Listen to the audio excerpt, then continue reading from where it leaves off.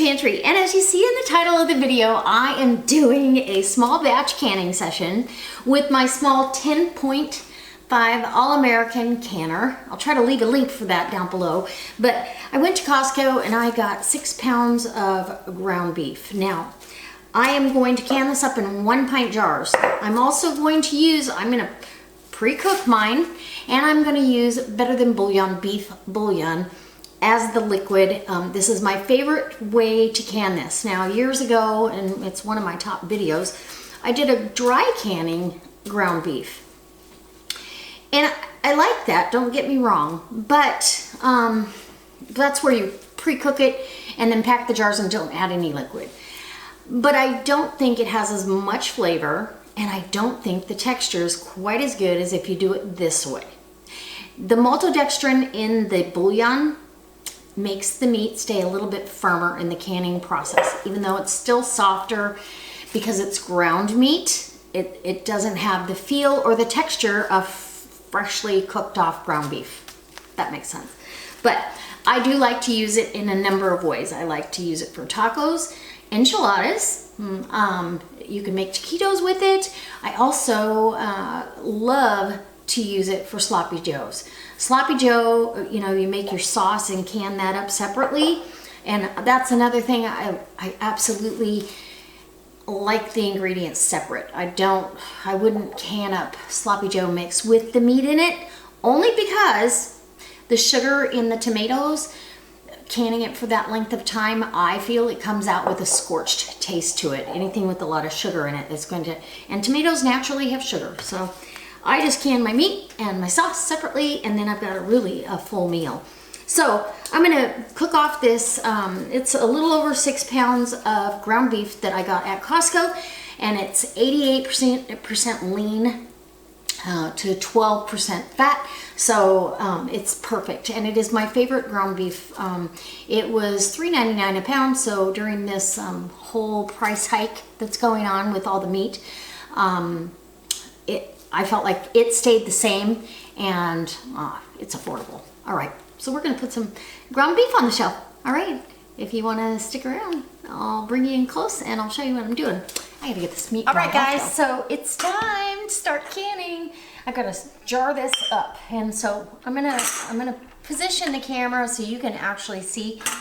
This created an awful lot of juice, natural juices from the meat, and I'm not gonna toss that. I don't care if there's a little bit of fat in there. I think it's a myth to say that if you get fat that vents out underneath your lid, that it's not going to seal, and that is not the case in my opinion. My opinion, it's like everybody else's, but I have canned stuff that when you took it out of the can, or like the pulled pork, that vented some, and fat vents out of the jars, and all of them sealed. So don't be afraid to can up a little bit of the fat content. So I've got my ground beef is all cooked off. If it's got a little pink, I don't worry about it, but this, for the most part, this is cooked. And I don't try to get it too finely chopped because it's going to be fine. So we're gonna go ahead with the debubbling tool and kind of get that packed in there pretty good, because I want as much meat in there as I can.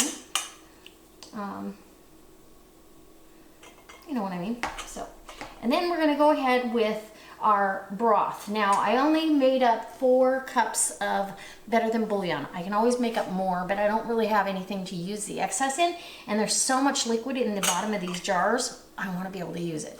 So know that I'm going to use the broth from the meat as well as the broth that I made. So there's a full jar. You want to come to the bottom ring, which is 1 inch of headspace. And if I have to pull, push the meat down a little bit or pull some out, I will, because I want every bit of that meat submerged under the liquid. I do not like it when meat is sticking outside the liquid. It ends up discoloring over time. I'm sure it's fine, but I won't eat it. So, okay, let's get to canning up or jarring up some meat.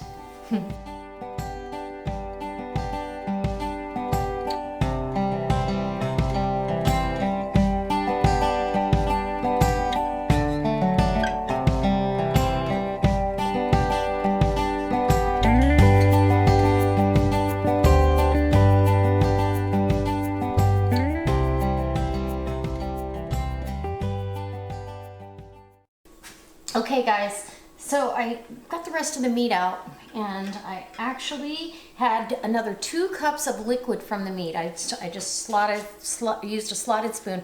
This is the leftover, but this is for my dinner. Actually, it's for my lunches this week. I am gonna turn this burger into taco salad meat. So perfect, and that's exactly what I had planned. Now, I'm gonna go ahead, and all the jars are filled. This hot broth, I just mixed in the natural juices with the Better Than bouillon. And we're gonna get this up to 1 inch of headspace is what we need. Now, I know I've already debubbled, but you wanna get that liquid down in there, so you're gonna have to debubble a little bit more. And if I have to pull any out, I will. And there, that one's too full, so I just get a spoon, and I'm gonna get some of that out of there. A little bit too much meat in that one. And that's okay. I'd rather have it covered and be really happy with the end product than be unhappy and not eat it, right? So I've got some vinegar water over here with my lid soaking, which you can do just water, but if it makes you feel better to cut that, you know, have the vinegar cut that fat that might be on there. I'm using a combination of button top. I've got 2 button top, all smallmouth, and 4 Tatler lids. So button top, finger tight, and we're going in the canner to wait for the rest of this. And these jars are hot, but there you go. I'm gonna do the other 5, and I'll bring you back. We are gonna can this for 75 minutes at 10 pounds of pressure or 11 on the dial gauge. I am at 242 feet above sea level, so you want to make sure you check your guidelines and your altitude and how long or how much pressure you need for your area. All right, guys, I'm excited. I'm going to be able to show you some really good recipes. All right. Okay, guys, so we just started our venting. I don't know if you can see it, but it's a pretty good stream of steam coming out. So we're gonna time that for 10 minutes, but I wanted to come on here and let you know that I actually ended up with 7 jars. I forgot that this little canner, if you use wide mouth, you don't get as many in here, but I've got all narrow mouth jars, and so you can actually get 7 pints in here. So I went ahead.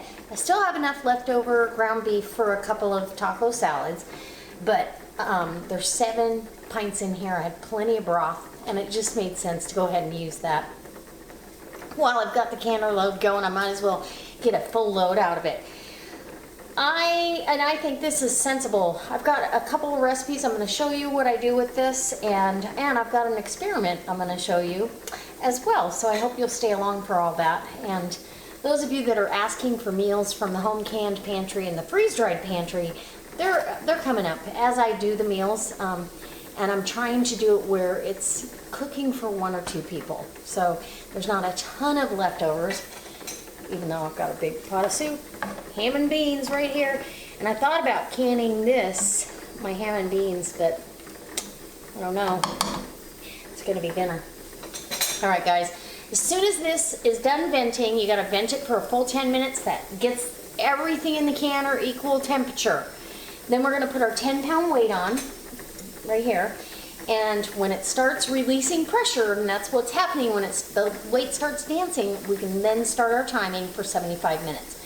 But this right here, this step is part of the canning process, so you don't want to skip it. Make sure that your steam vent or your steam is away from your cabinets and or your microwave, because you could damage it. If you need to, just move it away. Anyway, all right, guys, we'll see you when this is all done and it's come down off of pressure, and I can bring them out of the canner for you. All right. Okay, guys, so my canner has come down off of pressure, and I've got this nice pot of soup on, letting that cool down. I'm getting ready to put that in the containers for the refrigerator.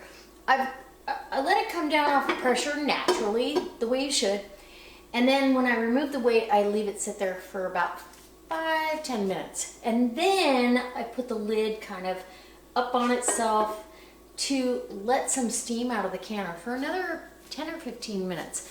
The instructions for the canner and for the recipes say that you can do it earlier than that, but I've found that I have less siphoning if I do that really, really slow. I've got plenty to do, getting soup and dinner and salad picked, and yeah, I don't need to worry about it. So I'm gonna go ahead and get the soup stuff out of the way and get my canner lid off of here. It looks amazing. I'm gonna tell you. Oh, and very, very little, if any. I see a little bit of something in the water, but yeah. Let's get a jar out. 7 pints of ground beef. Oh yeah, look at that. Beautiful. Absolutely beautiful. So, yeah, you guys, you gotta put this on your shelf, right? So, that's a Tatler lid. I'm gonna go ahead, because I did back the lids off, I'm gonna go ahead and crank the lids down on each of these Tatlers. And some of you were asking, I've used these Tatler lids now for about 8 years, and I haven't found that I needed to do this necessarily. And I had a Tatler lid, I don't know, I've had them last 4 to 5 years, so they haven't lost their seal. If you ever go to tighten though, and you hear it hissing, don't touch it. Let that jar go. So I always get my Tattlers out first if I'm gonna do that, and tighten her down.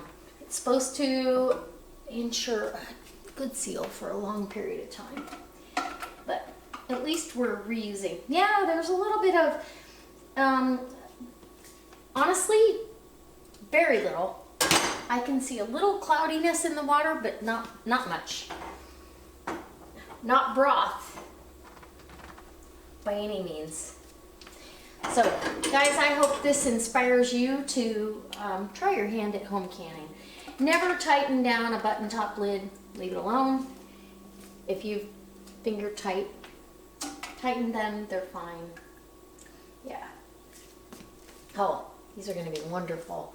The headspace right now, everything's expanded. So the headspace is probably above.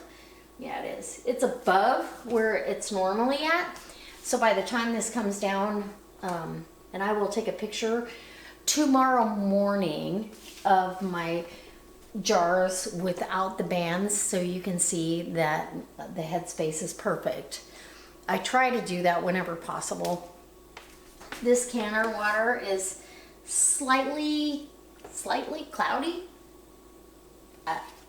Yeah, very, very little.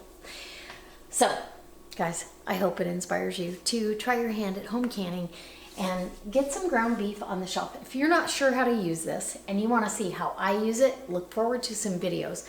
I've got a couple of fun things to do, an experiment that I've been thinking about, and been challenging a friend of mine. Anyway, when these are ready for a meal, I'll bring you along and I'll show you how I use it. All right. If you are interested in any other meals made with home canned products, go ahead and leave me a comment. Let me know what you want to see or how I use something, and I'll be happy to show you. All right, guys. We'll see you next time. Bye.